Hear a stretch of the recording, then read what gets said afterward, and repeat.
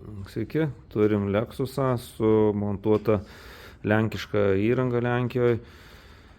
Čia 2 litrų Lexus Direct variklis, paskui dvigubo įpurškimo ir prastai važiuoja žmogui tą mašiną. Ir dabar atvažiavusiai permontuosim į rinco įrangą. Ten matosi purštukai 8 dujiniai.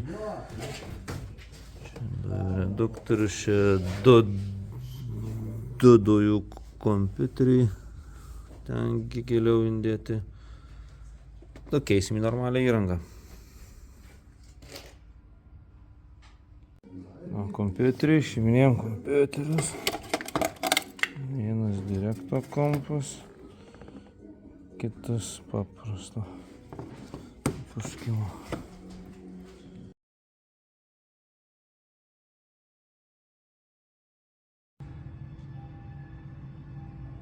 Taigi permontuojam dujų įrangą iš lenkiškos į RINC dujų įrangą Lexusui RX 300 2 litrų 155 kW variklis, dvigubo įpurškimo, dirba puikiai.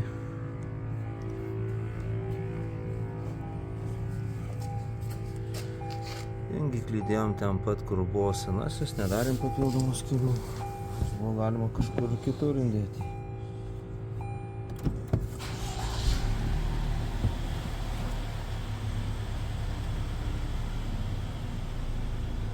Automobilis dirba dujomis iš karto, kai šiltas.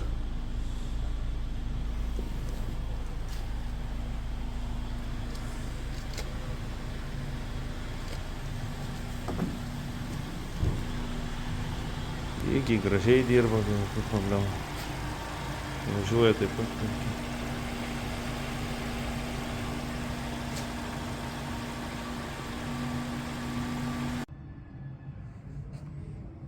Čia sudėjom seną įrangą.